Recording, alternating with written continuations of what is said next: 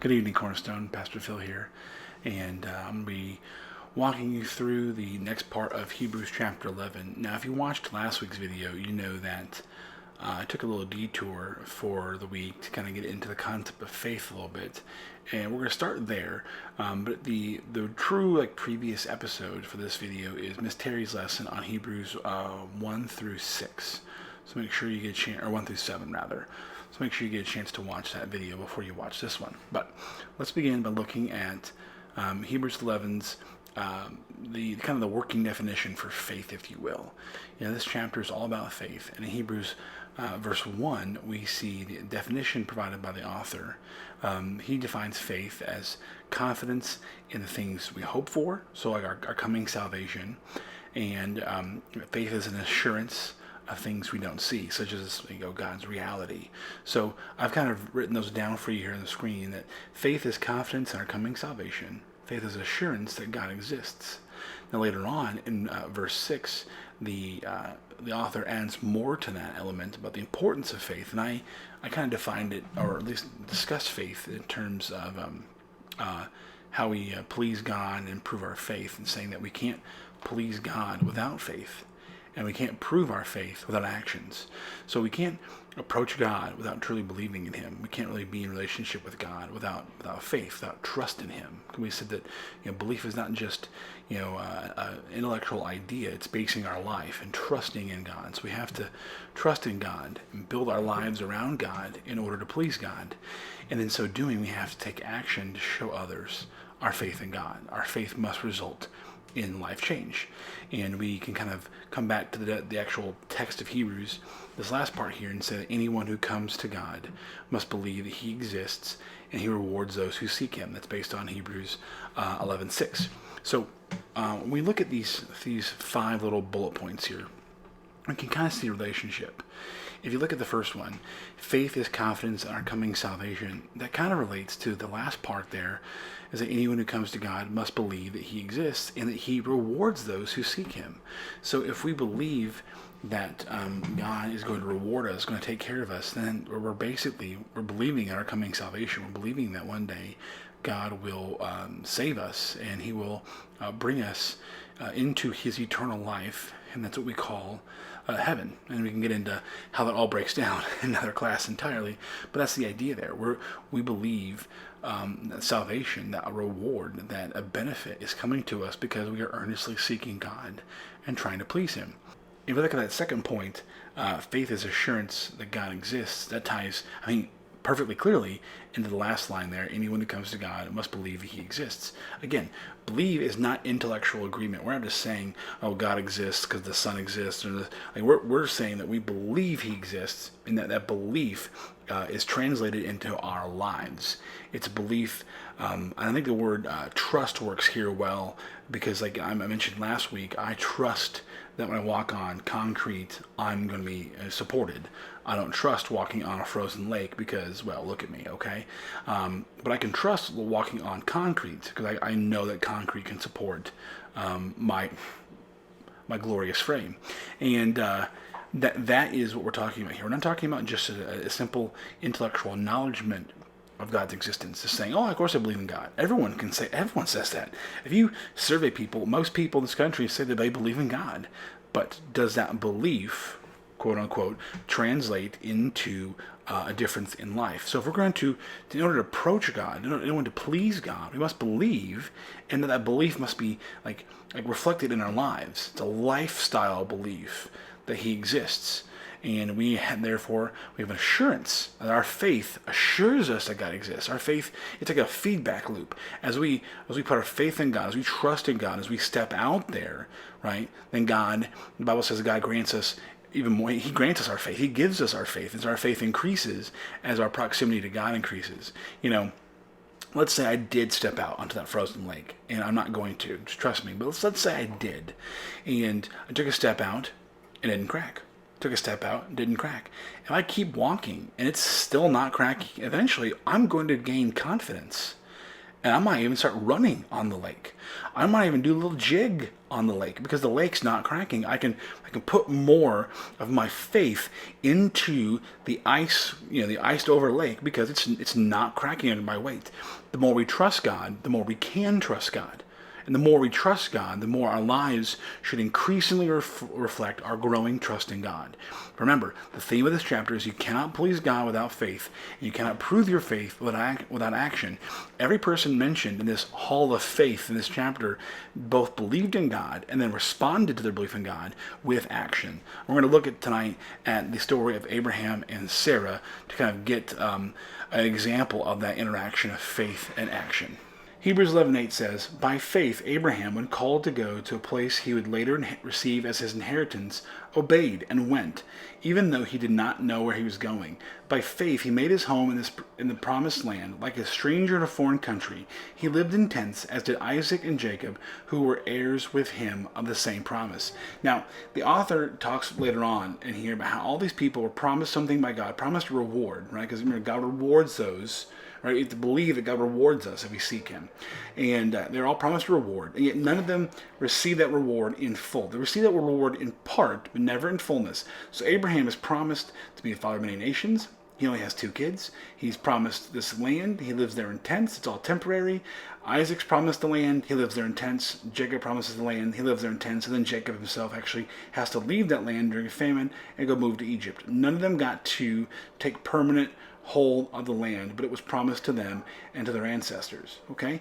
So this is the promise they received by faith. Abraham, by faith, was promised this thing. He follows God, doesn't know where he's going, follows God. Once he arrives there, he lives there in faith that it will be his, even though he's living there in tents, temporary dwellings. He has no permanent stake or claim to the land. If you look at the passage, I'm going to put the passage back on the screen here. If you look at this in this kind of color coding here, we see that by faith, Abraham obeyed and went. Right? There's a direct connection there. By faith, by his trust in God, he obeyed and went when God told him to go to this new land. By faith, he made his home there.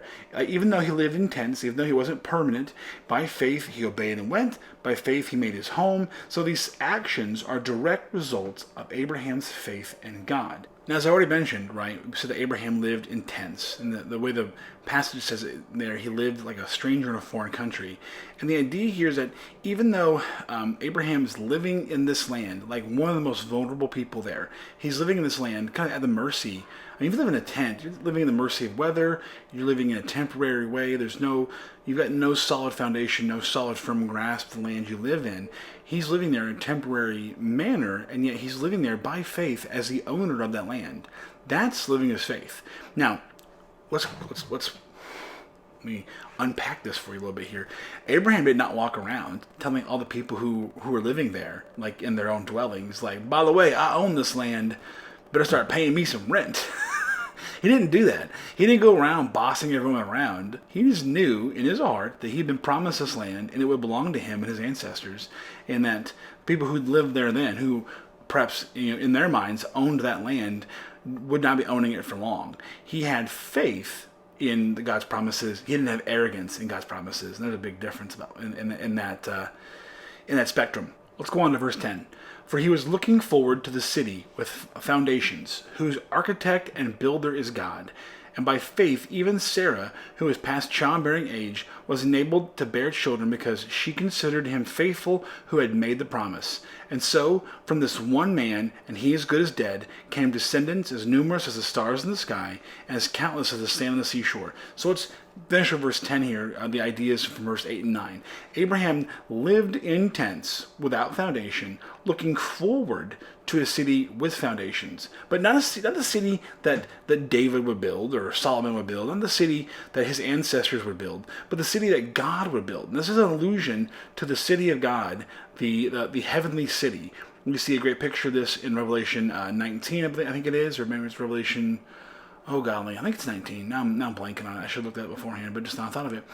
We see a picture of this in Revelation, where this city of God descends from the sky, kind of manifests itself in the sky, and then descends and is placed upon the new earth as the capital city of God's kingdom. And we think about heaven as this grand place, right? Well, heaven is literally going to be this place that comes down, and it situates itself into this world, into this realm. And Abraham, it says, is looking forward to that day when his foundations will be laid by God, not by himself, not by his ancestors. This won't be an earthly, man-made city. It's going to be a divine city, a heavenly city that comes to earth.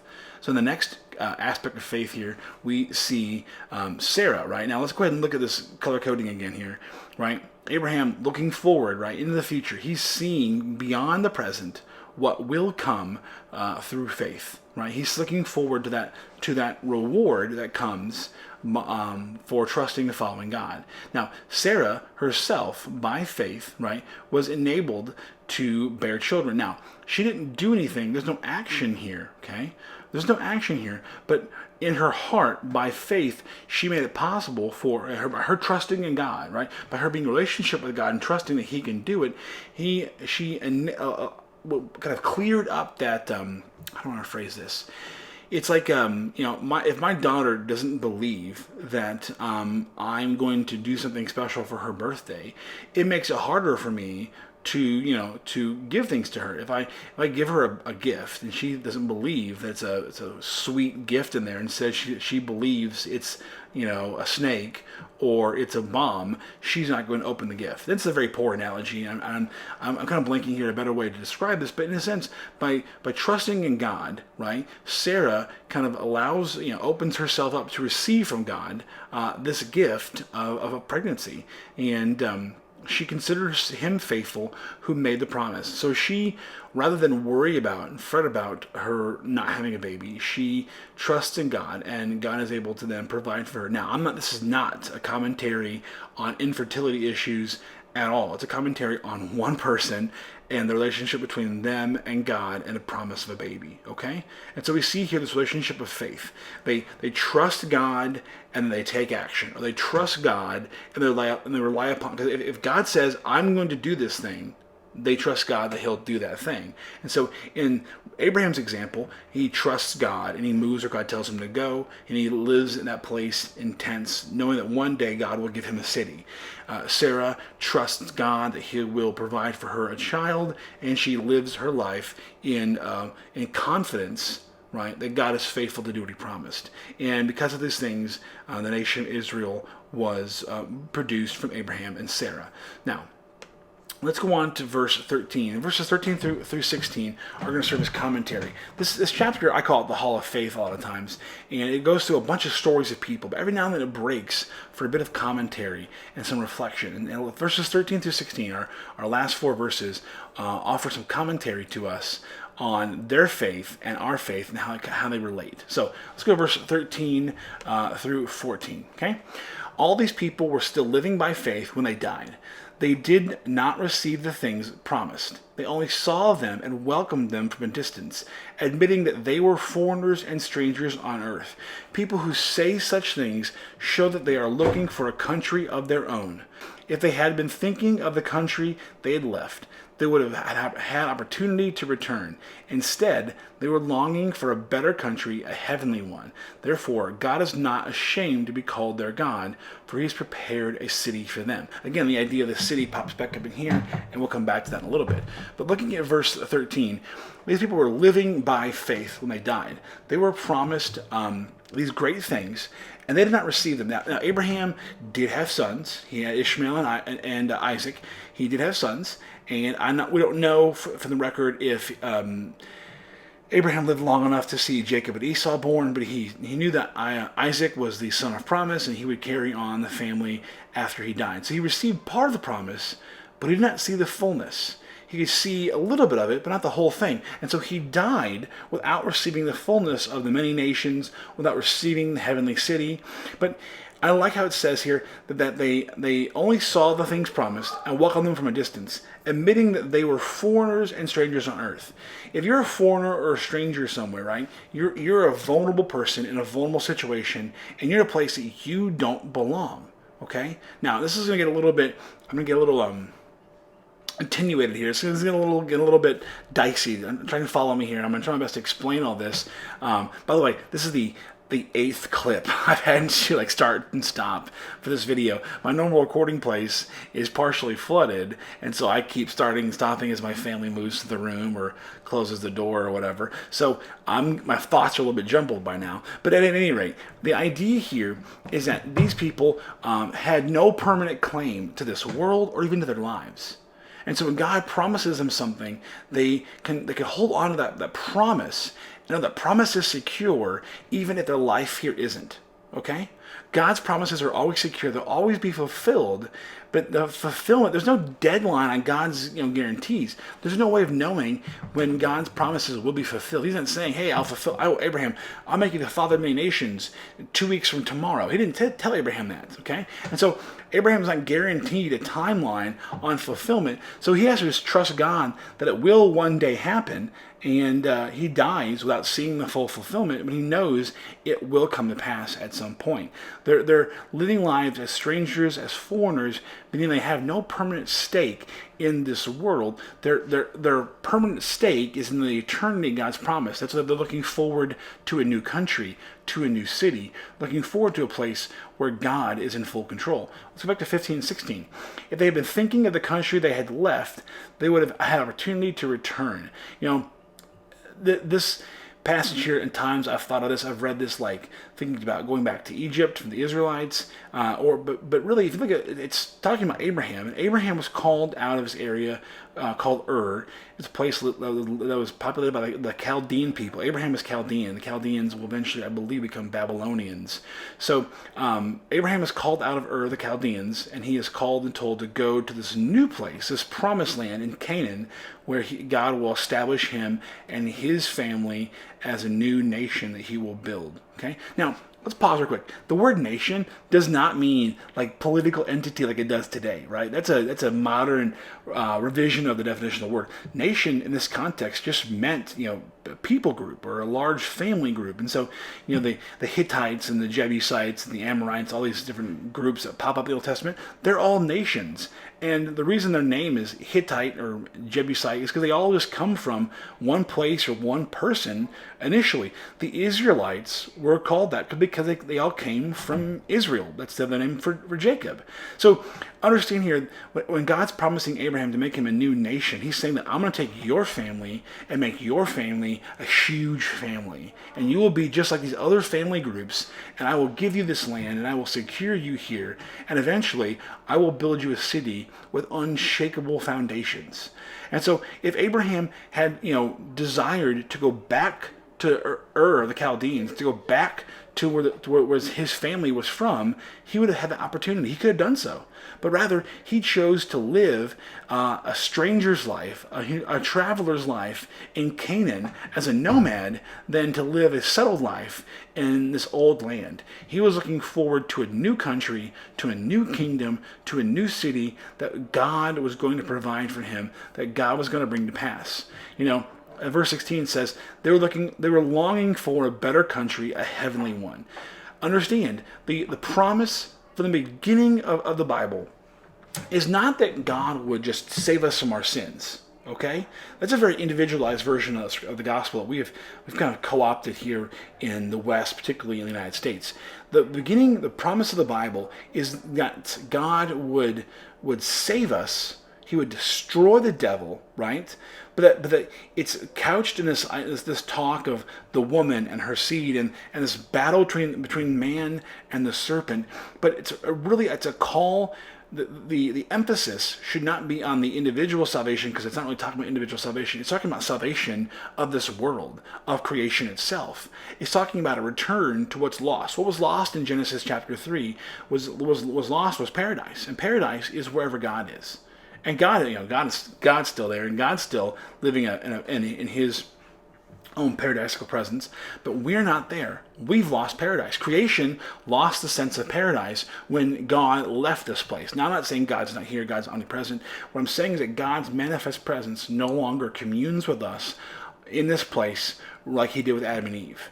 And so the whole of the Bible, the whole of the gospel story is a story of God's plan to bring creation, including us, back to a place where he could be here. And in the Garden of Eden, he talks about how God would come and he'd walk with Adam and Eve. He didn't reside there. He would come and visit them regularly. What Abraham was looking forward to, what Sarah's looking forward to, what the patriarchs looked forward to was a better country, a heavenly one, a better city, a heavenly one, a place where God would come to dwell with mankind, a permanent place, a place where God's presence would always be. That's what we're talking about here. Talking about heaven. That they lived their lives knowing they would not receive the fullness of their promises, because the promises weren't just for a family group or for a new nation on this earth. God promises Abraham, I'm going to make your people a big nation. I'm going to give you this land. But also he promises that through your seed, I will bless the whole earth. I'll bless everyone through your family line. And that promise is fulfilled through Jesus.